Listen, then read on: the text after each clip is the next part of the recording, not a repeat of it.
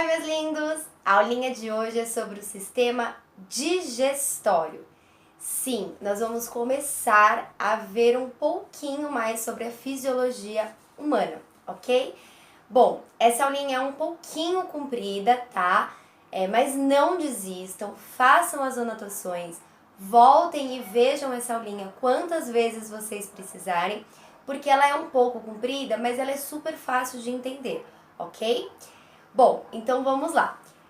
Minha primeira dica para que vocês façam as aulas de fisiologia, minha primeira dica para que vocês façam essa aulinha e continuem assistindo o vídeo, é prepararem em uma folha o desenho do sistema digestório, tá? Então, por exemplo, eu vou ter essa folha que eu vou usar para dar aulinha para vocês, ó. Essas informações que eu anotei, como eu disse, eu vou usar para dar aula para vocês. Então, vocês não precisam copiar por enquanto. A minha dica, antes de vocês começarem a aula, é fazer o desenho, tá?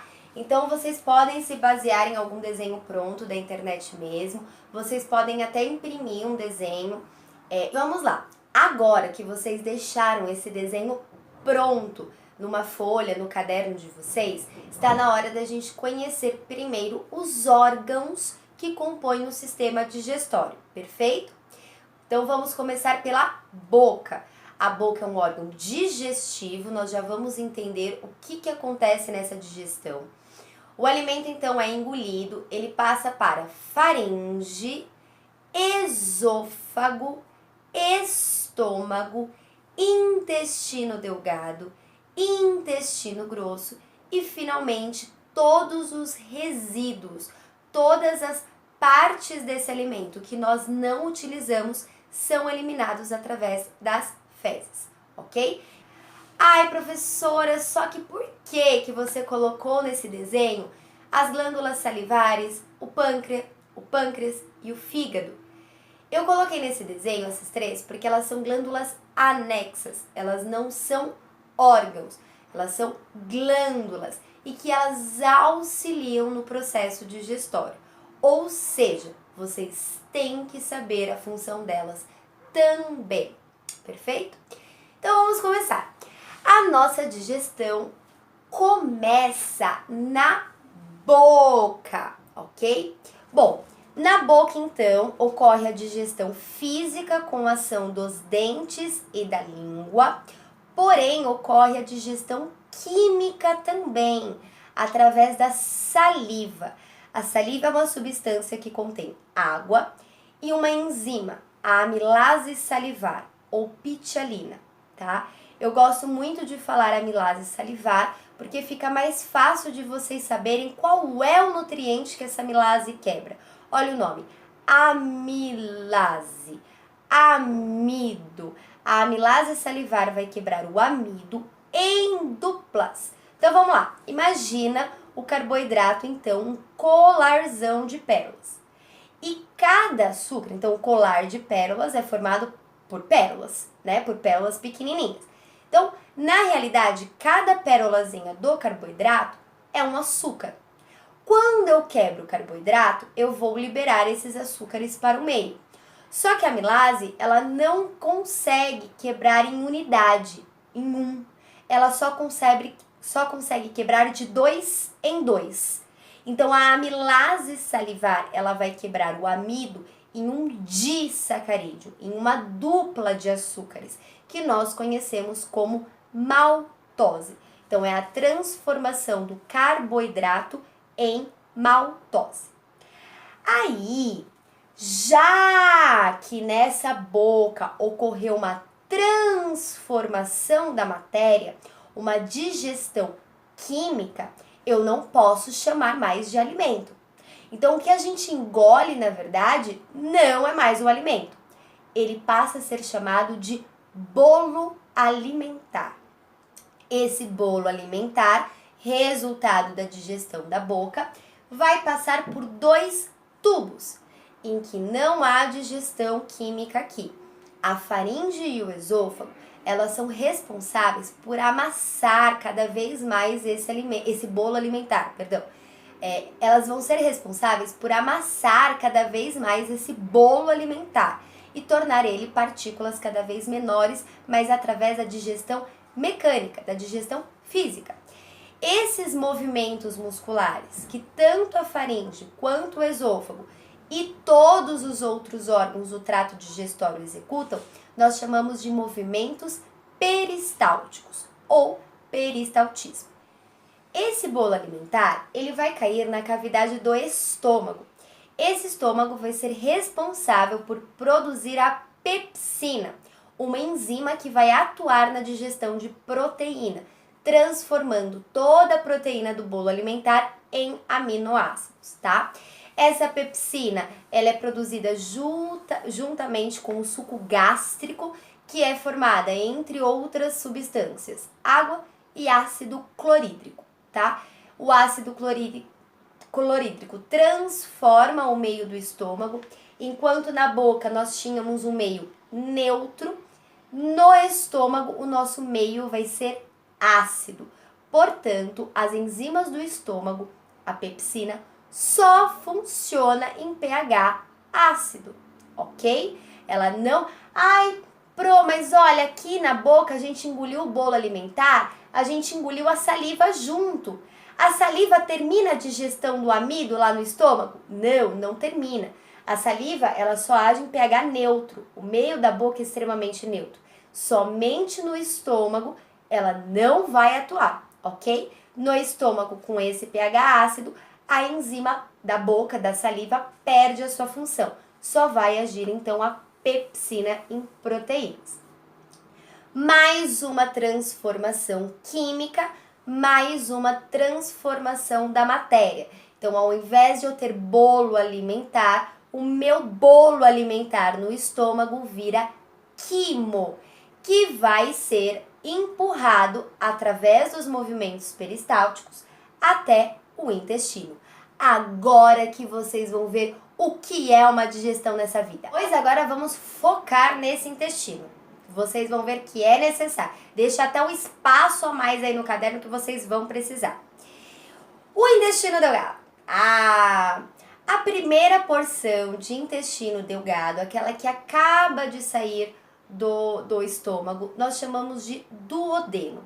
É no duodeno que geralmente as enzimas das glândulas anexas acabam entrando, ok? O intestino ele vai receber a ajuda de duas glândulas, o fígado, que não produz enzima, é uma outra substância, e do pâncreas. O pâncreas ele vai produzir o suco pancreático, ok? O próprio intestino, ele já tem o seu suco próprio, o suco entérico. Então vamos lá. Primeira porção do intestino delgado, duodeno. A porção maior do intestino delgado, todas essas dobrinhas, uma pessoa adulta tem um intestino variando entre 5 a 6 metros de comprimento. Nossa, tudo isso e cabe no abdômen? Cabe. Eles são tão enrolados entre si que essas dobras intestinais faz caber 5 ou 6 metros de intestino no abdômen de uma pessoa adulta, ok? A segunda porção a gente chama de jejuno e a última porção, aquela que emenda com o intestino grosso, nós chamamos de ilho. Duodeno, jejuno e ilho, tá? Mas o que é importante então na digestão do intestino delgado? São 3 substâncias que participam dessa digestão, embora uma não seja uma enzima. E aí eu já vou falar para vocês sobre ela. Então, o primeiro suco, o suco pancreático, ele é produzido no pâncreas, é liberado nesse intestino. Ele vai conter 3 enzimas principais. A amilase pancreática, que vai ser aquela enzima que vai continuar quebrando o amido em maltose, mesma coisa que a amilase salivar lá em cima na boca. O pâncreas também vai ter a tripsina, que é responsável por continuar a quebrar as proteínas. Então, lembra que o nome tripsina é parecido com pepsina. Vocês só não podem confundir uma com a outra. Pepsina é produzida e age no estômago. A tripsina é produzida no pâncreas e age no intestino delgado. E, finalmente, o pâncreas também vai ser responsável pela produção de uma lipase pancreática. Essa lipase, pela primeira vez, né, não teve nenhuma enzima que até agora fosse responsável por digerir os lipídios, as gorduras. A digestão das gorduras só começa e só acontece no intestino, ok? E aí o intestino vai produzir o suco entérico, que vai ter mais 3 enzimas. O suco entérico vai ter a protease entérica, responsável por ajudar nessa quebra de proteínas, principalmente as proteínas mais densas, né? De acordo com a alimentação, se é uma alimentação ricamente proteica, nós podemos ter mais ação enzimática ainda. A lipase entérica, então o próprio suco entérico também vai ter a lipase dele para ajudar nessa digestão dos lipídios. E finalmente nós vamos ter a maltase. Gente, lembra quando eu contei para vocês que a amilase não consegue quebrar as perolazinhas dos carboidratos? Ela não consegue quebrar e eliminar o açúcar individual? Ela só consegue eliminar os açúcares em duplas. Então a amilase transforma o amido em maltose. Essa maltose ela é quebrada finalmente em unidades menores, em unidades de glicose no intestino, pela ação do suco entérico. É a maltase que vai quebrar essa maltose em glicoses. Incrível, né? E aquela terceira substância que você falou que não era enzima, mas que mesmo assim ajuda na digestão. Essa substância é chamada de bile ou bilis. Ela é produzida no fígado, armazenada na vesícula biliar e finalmente lançada para o intestino delgado. A bile, ela tem uma função meio que de um detergente, tá? Então é uma parte meio chulazinha, porque o detergente tem um composto químico que quebra, só que é fácil de você entender. Sabe aquela frigideira encrostada de óleo que você não consegue tirar de jeito nenhum?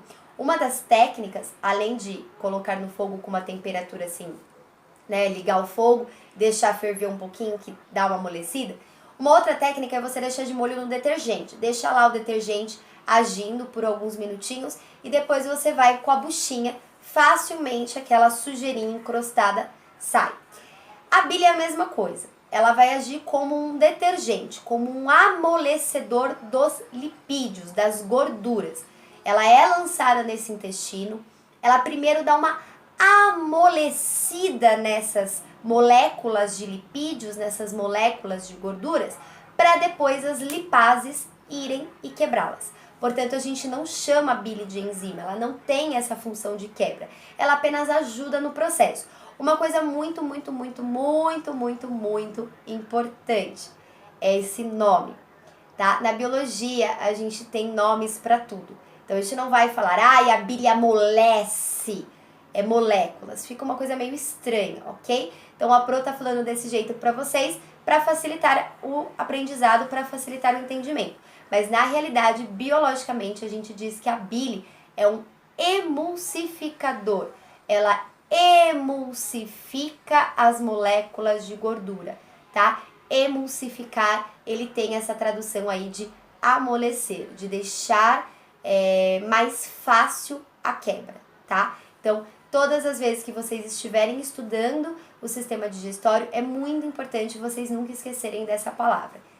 Agentes emulsificadores, ok? Bom, terminada a digestão do nosso intestino delgado, eu vou ter o quê? A absorção de nutrientes no próprio intestino delgado. Então, esse quimo, que não vai ser mais quimo, quando ele começa a se transformar, porque daí eu acabo de vez, né? Todas as partículas maiores acabam ficando menores, em sua totalidade. Esse intestino começa a absorver essas partículas menores, tá? Aí vem o processo de absorção de nutrientes. Mais uma transformação química, esse quimo agora resulta no quilo, que basicamente vai ser composto por água e resíduos. Aí entra o intestino grosso na história. O intestino grosso, ele vai absorver a água do quilo. Na verdade, é um processo, é uma adaptação de sobrevivência, tá, gente? A água é muito importante para o nosso organismo. Nós não podemos, assim, liberar a água de qualquer maneira, tá? Por isso que uma diarreia, por exemplo, um desarranjo intestinal é perigoso, pode dar um quadro de desidratação, porque a gente elimina mais água do que deveríamos, ok? Então, o intestino grosso funcionando de uma maneira corretíssima, ele vai reabsorver essa água em grande quantidade do quilo, porque todo o processo digestivo nós utilizamos moléculas de água, nós desprendemos essas moléculas de água do organismo. O intestino grosso, então, absorve esse excesso, reabsorve esse excesso de água e forma as fezes, ou o bolo fecal, que vai ser eliminado posteriormente pelo ânus, ok? Lindos, vamos finalizar então com as coisas mais importantes de vocês saberem do sistema digestório, tá? Então, passo a passo. A primeira delas é vocês saberem os órgãos que compõem o sistema digestório. A segunda é vocês saberem a função de cada órgão. Então, é na boca que eu faço a digestão do amido, é no estômago que eu faço a digestão das proteínas, é no intestino que eu faço a digestão de tudo, carboidrato, maltose, proteínas, lipídios, tá?